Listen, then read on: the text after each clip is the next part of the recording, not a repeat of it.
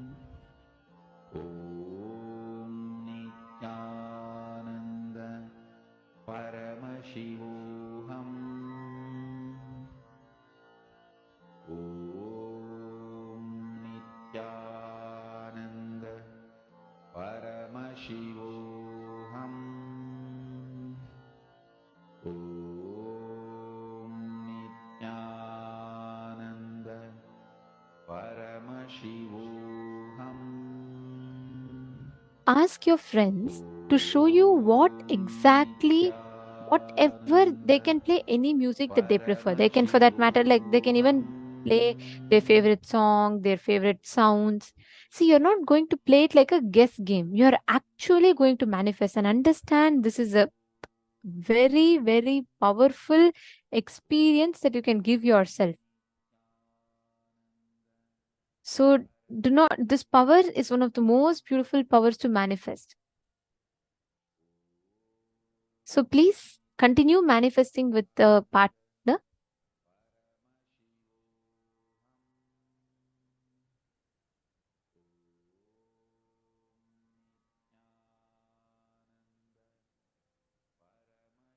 And now we'll all be entering into the next session where we will be understanding about how soft suffering is a boon. What is soft suffering and why is it a boon? Let us listen to that revelations now.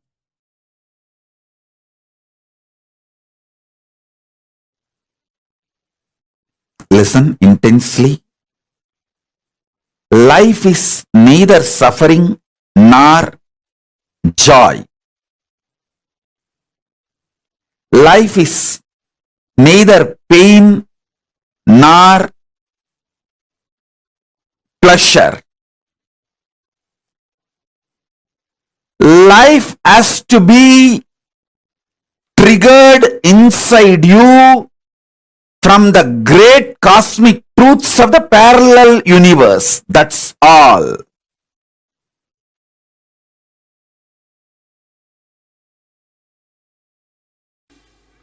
The moment you feel the suffocation, liberation starts in you.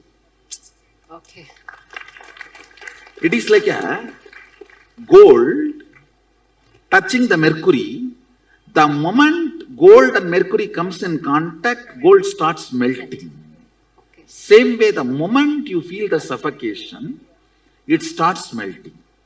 Okay. And sometime we ourselves ask Sadashiva this as a boon.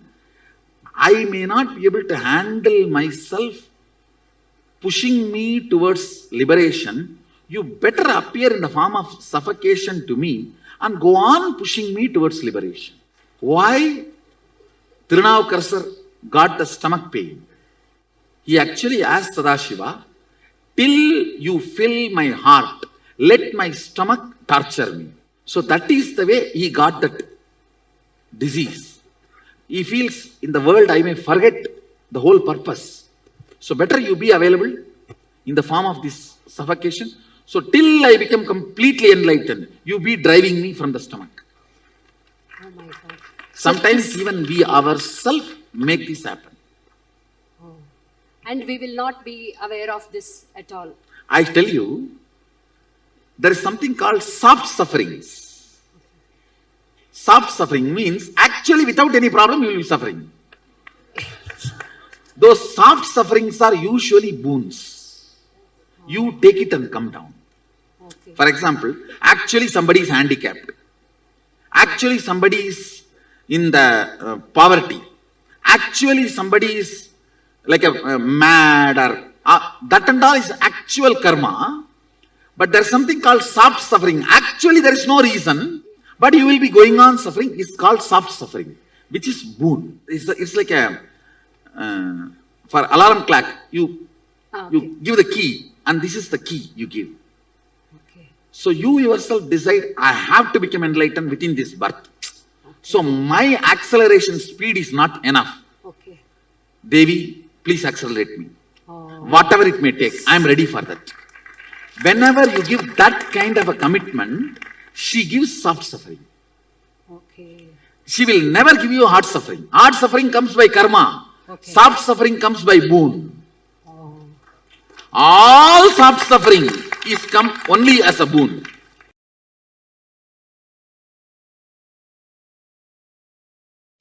If I have the body which gets tired,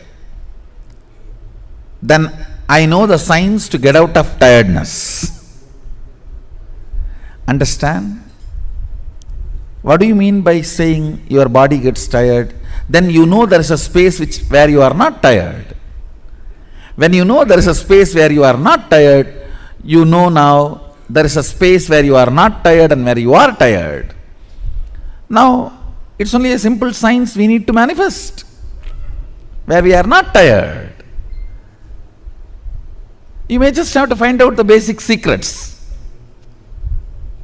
What keeps me not tired? Physically simple things, pitta. I tell you, almost 99% of your tiredness, boredom, depression, all are physical problems, not mental. Actually, if you are depressed, the best way to get out of depression is tell 2-3 people to torture you. No, really. When you have a real problem, you will not create this soft suffering. You just need a strong 2-3 people to torture you. Then the whole problem will be solved.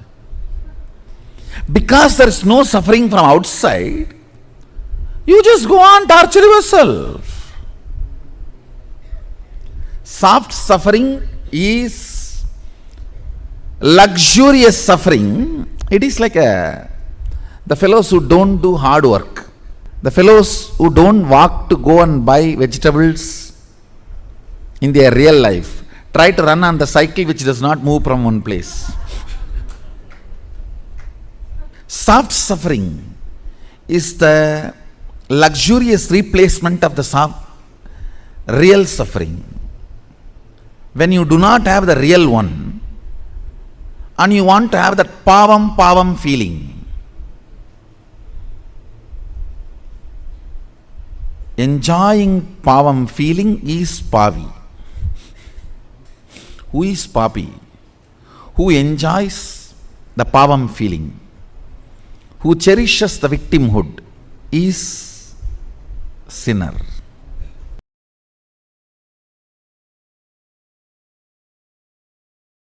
I'll tell you one small incident.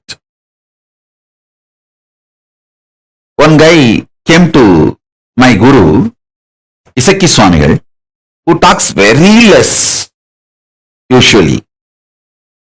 I still remember this incident.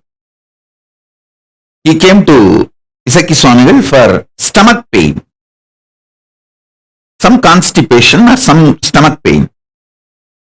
And he was complaining because of that stomach pain. All his joy is lost. He used to be all the time joyful, smiling. Because of the stomach pain, everything is lost. Isaki Swami just gave a little vibhuti and asked him, apply it on your stomach and sleep. Come back after 24 hours. That guy was filled with doubt and frustration, saying, oh, I am suffering with this stomach pain for last 8 years and you are giving me little vibhuti and asking me to apply it on the stomach, not even giving something for me to take inside as the medicine. In Indian villages I have seen, only if you do big treatment, you are a big doctor. You have to make that fellow lie down, put many injection, and if possible even IV. If you do big, then you become a big doctor. Isaki Swamigal is a Hindu doctor, Hindu Vaidya. He knows all the methodology, even modern medicine. He used to even give injections if needed. He has made himself as a self-taught. Even in modern medicine, of course, the traditional Vaidya Shastra he learnt from his Guru Parampara, very traditional way. Anyhow, he gave this Vibhuti. That guy was ranting, but his Swami did not answer, he just kept quiet. That fellow went and tried applying on the stomach and sleeping as usual, as it is supposed to happen. He became alright, completely alright. Not only the stomach pain disappeared, the bleeding he used to have stopped.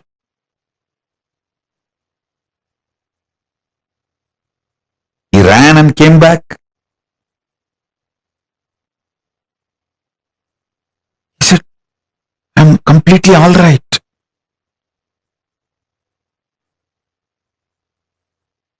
But still there is no joy in his face. Bhagavan asked, Isaki Swami asked, Ippa sandosham dana? Now you are happy, na?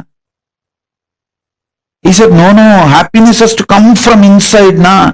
Only if it comes from inside, I can be happy. He smiled and said, being sad, you built it with a lot of effort, convincing you with false ideas, logic. But to be happy, you expect it should come from automatically within. It's like you dump 1 ton shit on a diamond and you expect the diamond should shine beyond the shit you dumped. You consciously dumped sadness on you, multiple times convincing you. See, as a baby, we are all bubbly, excited, joyful, natural existence. The existential reality was joy and excitement, jumping, dancing.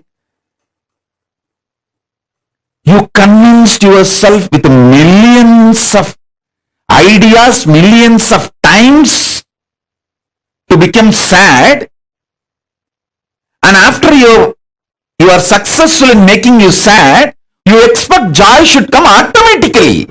Hey,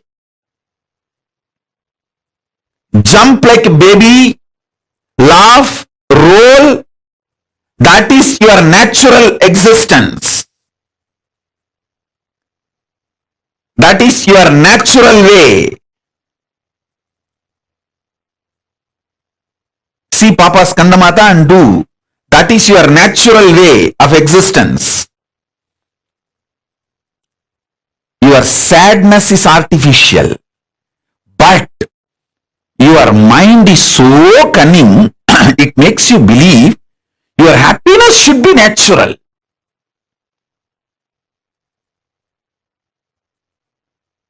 Your happiness is natural, but you dumped so much sadness on you, you made your sadness like natural. The natural, you have to break it and reclaim your joy as natural.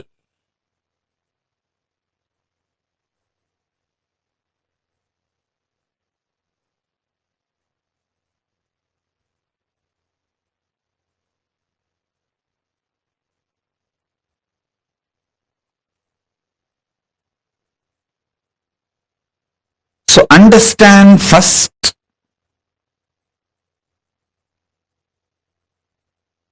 your joy, jumping, excited, inspired state is your nature. You made it disappear from your life and you made sadness natural. So now it is your responsibility to reclaim your original nature and jump. That's what they call it. They say in English, there's a proverb, fake it till you make it. You don't even need to fake it. It is your original status. Jump, dance, it's your original status.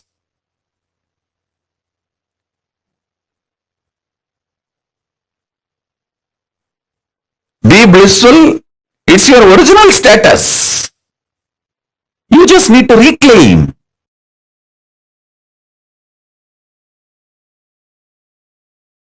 Actually, in reality,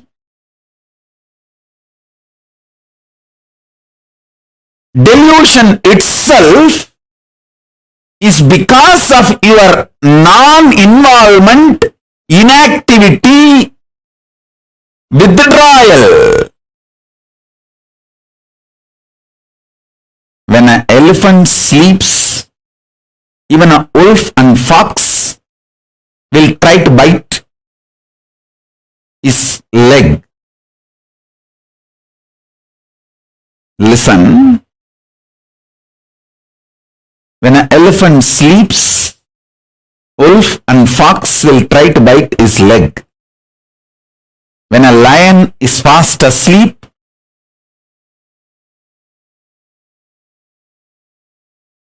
even wolves and foxes will try to eat the meat. Listen carefully. I'll repeat. Because the lion is sleeping, wolves and foxes get the courage to come near the lion, try to eat the leftover meat. Because the elephant is sleeping, wolves and foxes will try to come and bite the feet of the elephant, try to take a bite. Because you are not involved with yourself, even your delusion is invited upon you. Listen. Why you have nightmare? Because you fell into the lower conscious identity. Your decision to fall into the lower conscious identity naturally invites nightmare in you.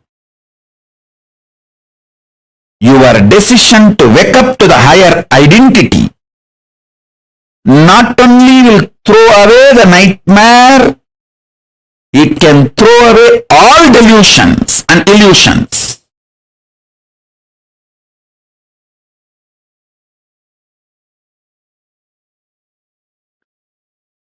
You get multiple types of emotions, almost all emotions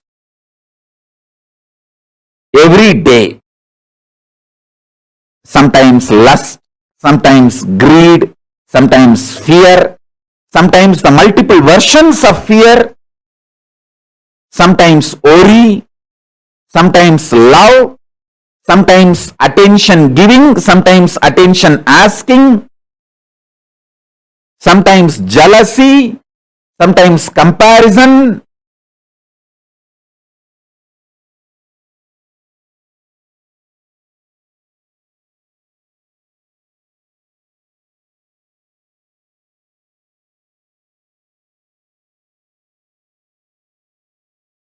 Various emotions, sometimes the willpower, sometimes arrogance, sometimes frustration, different emotions I can describe. All kinds of emotions you get. But logically, through your conscious decision, the thought currents or emotions which you cherish stays inside you and starts getting fermented. The good news is, no emotion gets fermented inside you. No fermentation of emotions. happens inside you without your conscious support. You should understand that.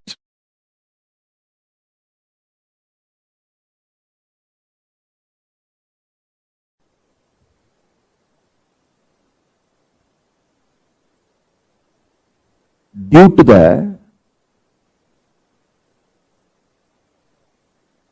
unconscious lifestyle, you collect many addictive patterns and empower them with your parasites.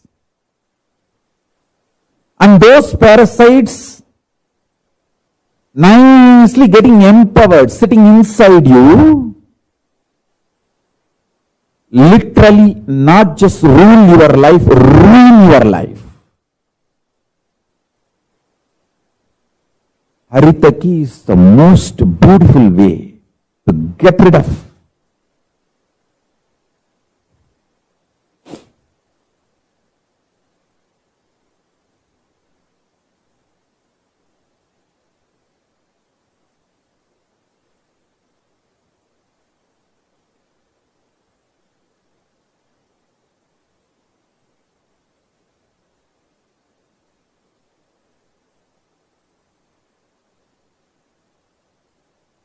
Multiple parasites sitting in your muscle memory. I can give you lots of examples. If you are married, you know backseat driving. How your spouse sits in the back seat and drives you. Same way, the parasites sit inside your stomach and drives you. It drives you crazy. I don't need to tell that. You know it.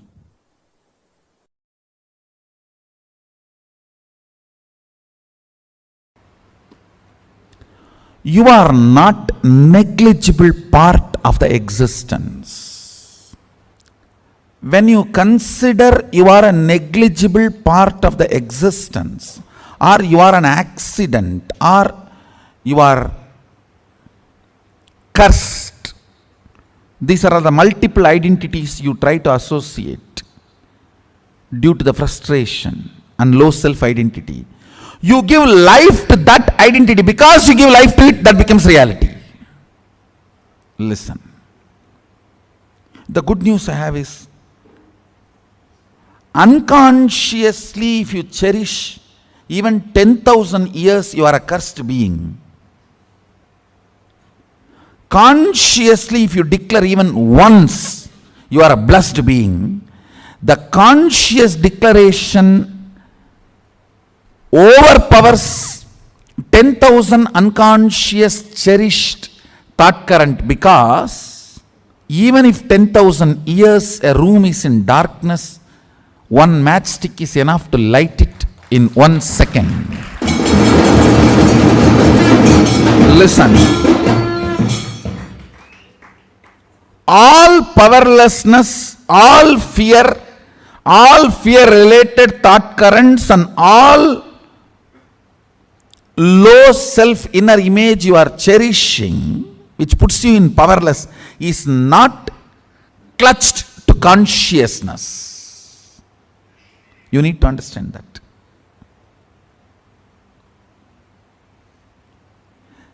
They are all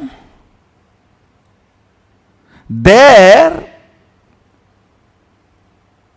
indirectly receiving or sucking the energy from consciousness, but they are not supported by consciousness. That is why the asuras, how much ever powers they may get, finally they do not exist.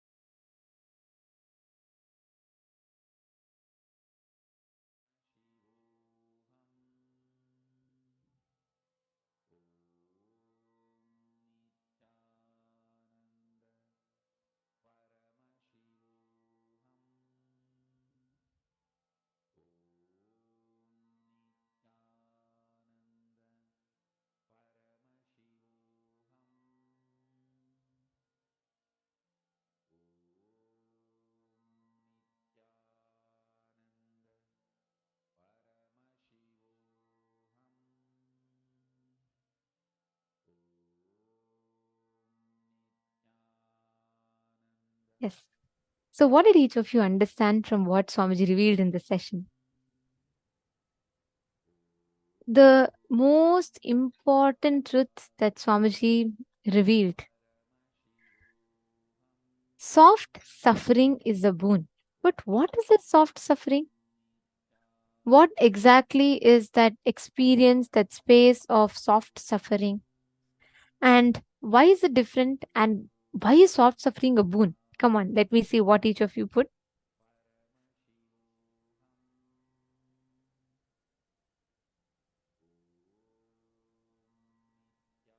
I request every one of you here to please post. What did you understand as soft suffering? Because it's a very, very unique, most important truth that Swamiji revealed. If we just understand it, right? So many complaints that we carry against life. Oh, life is like this, life is like that. All of that will completely leave.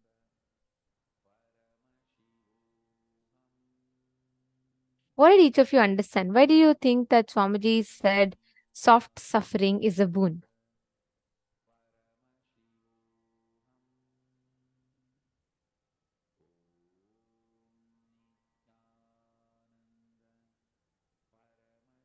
Okay, Getizaya and Suvit Surendranaya, both of you should not, you both are trying to guess with logic for Durashruti power.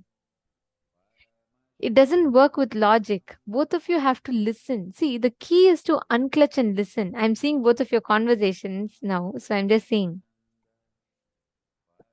Unclutch and try to tune to that subtle, like for example, there's a place, I forget, it's called the world's most quietest place. That library is so quiet that if you go, you can literally hear your own heartbeat and blood flow. That's that external noise is cancelled out so much.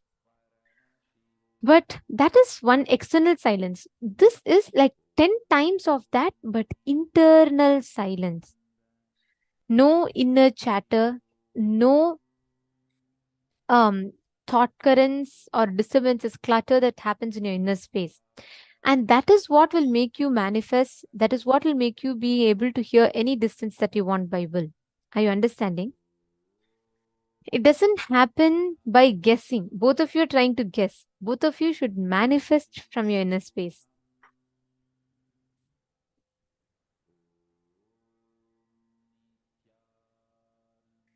Okay. Now, all of you that are here, let us understand what is that soft suffering. What does soft suffering mean? And why do we create that in our life? Where from does it get started? See, please understand. This is very, very powerful, one of the most profound, beautiful truths. Swamiji told once one person, one of the Adinavasis, she had posted about some suffering and pain she went through in life. And she had shared that in the Facebook, and she said how she felt when, what was that painful incident she went through. One of it she had posted. Swamiji revealed a very, very important truth. And that literally became like a very, like it was a very powerful discussion that happened amongst the Sadhinavasis for the next week or so. Because the statement that Swamiji told was very, very powerful.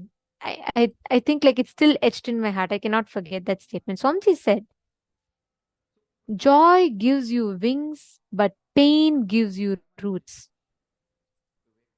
Joy gives you wings to fly, but pain gives you roots to stay grounded.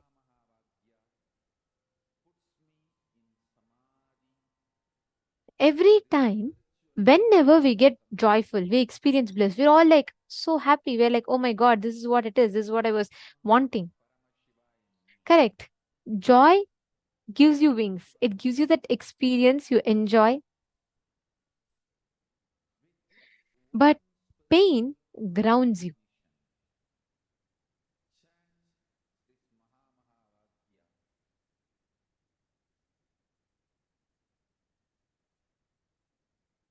Pain grounds you from where you are, what you are.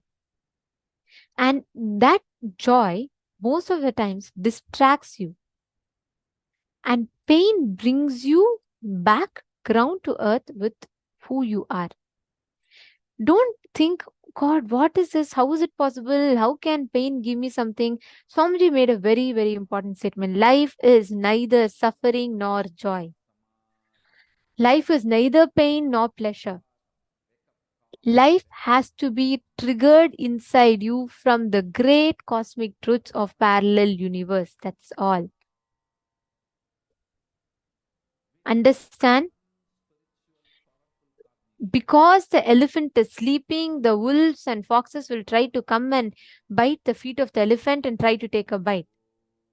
Because you are not standing up ferociously, the delusion is invited upon you.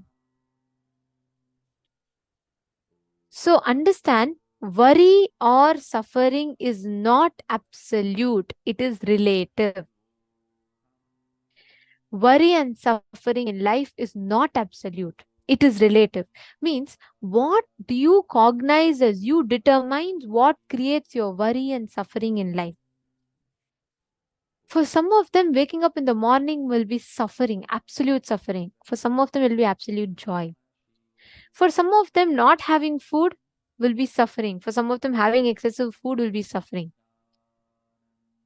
What you're taught to believe as suffering, that is instilled into you. That cognition, the definition you carry is what creates the suffering. So understand, the moment you are clinging on to the pain, clutching to the pain and suffering in life, both of them, understand neither pain nor joy you is permanent. And they both are not you. What you consciously define as you is what is you. And only when you change the definition of what you are, you change the definition of life itself.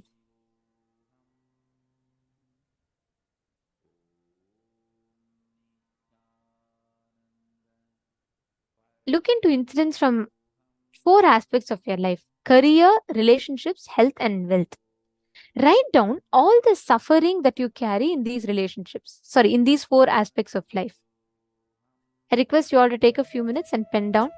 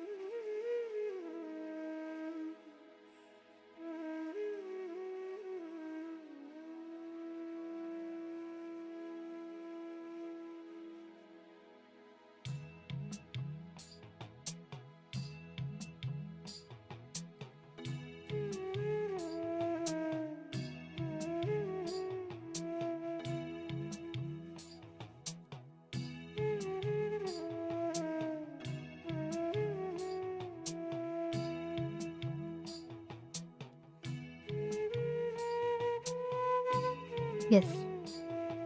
So hope all of you have finished writing.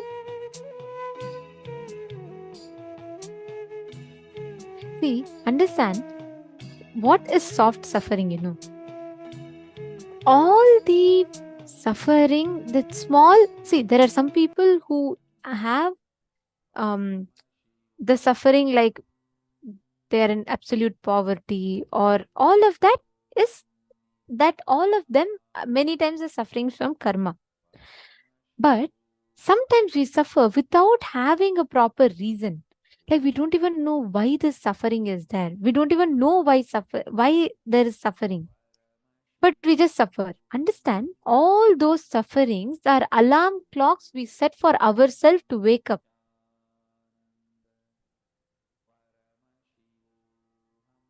Masusan is saying it seems to be a placeholder till we reach enlightenment. I can say, but sometimes these pain and suffering, right? They ground you back. And they remind you of your higher purpose in life without letting you settle with delusions.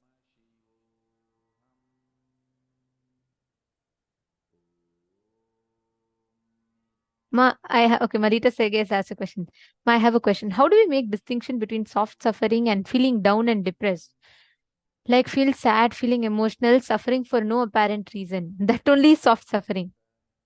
See, understand, real suffering is when like you really suffer, so many things happen, like, you're in an accident or something. All of that could be because of karma.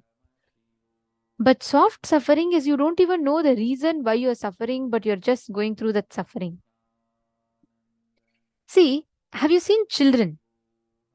The mother, if there are like 5 children, okay, and one of the child is crying. So typically what parents do, they'll just give it some toys. If it settles with the toys, the mom will go. Then this child will, or she'll give chocolates. Some kids, no, they will, if the mom gives toy, they'll throw away the toys. If the mom gives chocolates, they'll throw away the chocolates. If mom gives food, they'll throw away the food. They will keep throwing tantrum till the mom picks up the child and keeps it on her hip and then pampers the child. Right?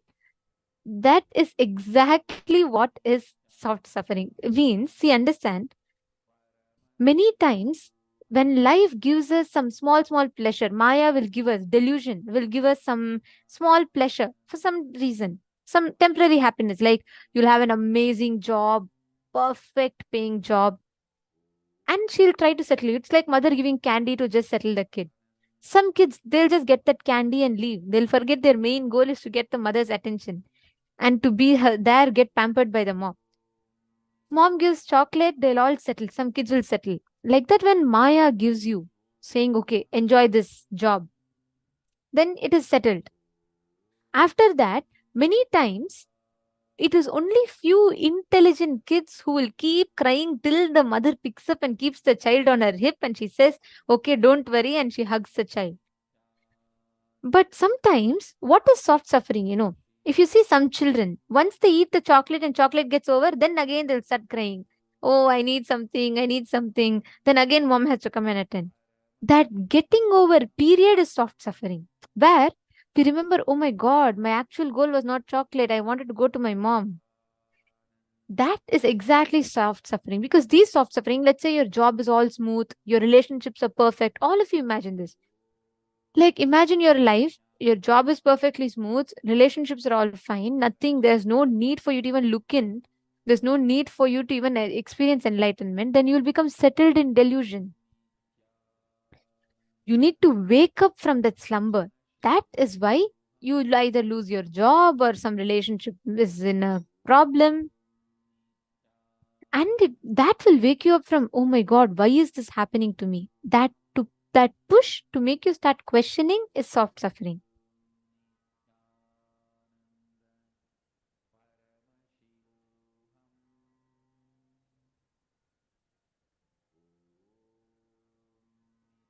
Understood? Okay. So all soft suffering in lives that we carry is because of the alarm clock that we have set to ourselves. Swamiji was saying in the satsang clip also, right? How we set that alarm clock. It is like a reminder we put for ourselves. Come on, Paramashiva, please happen as this suffering so that I can wake up. Malitas is asking, so ma, say for example, when I have great or high paying job, etc., I still felt inside of me not happy. Does it mean I have soft suffering? Yes, that's right. That is soft suffering. See, there's a very beautiful story. Once Narada, Mahavishnu's great devotee, both Narada and Vishnu, Krishna are walking on the road, like they're walking by the villages. And Narada asks to Mahavishnu, he says, oh, Narayana, what is delusion? You know, people all say they're stuck in Maya, stuck in Maya. What is this Maya? Then Krishna tells, okay, I'll tell you what is Maya, but before that, I'm very thirsty. Can you go and get me some water and come? Narada says, yes, yes, my lord, I'll go get water and come for you. And then he goes to the nearby village. He goes to fetch water. When he fetches the water from the well, he sees a very beautiful woman standing next to the well. And she's also fetching the water, a very kind and very loving woman, a very devout woman. And he gives him water. And the moment Narada sees this woman, he just falls in love with her.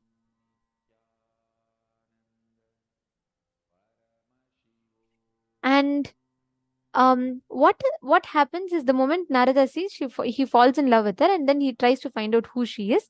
Then he realizes that she is the village chief's daughter.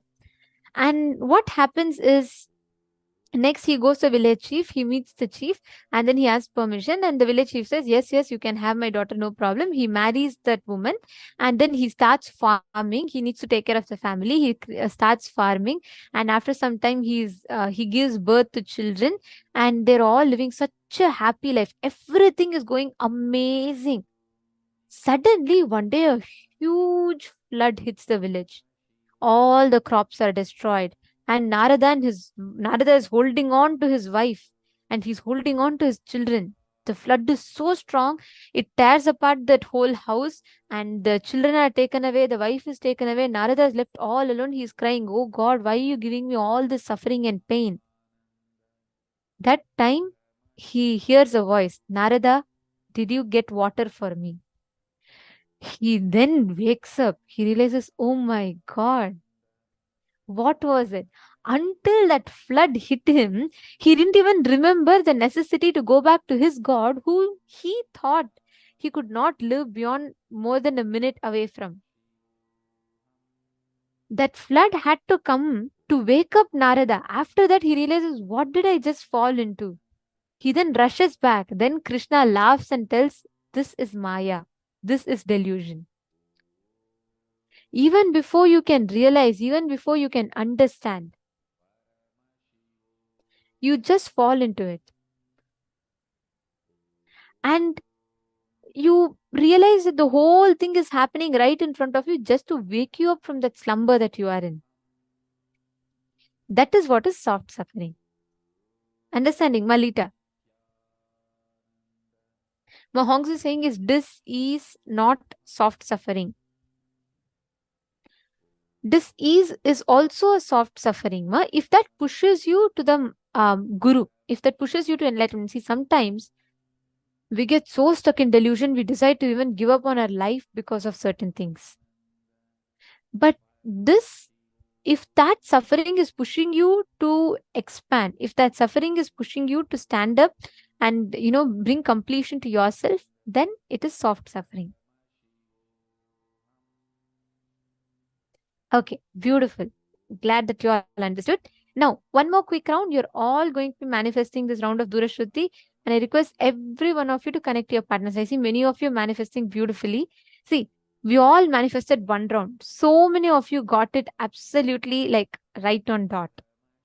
Connect to your partners, any one of them, and you're going to be manifesting this power.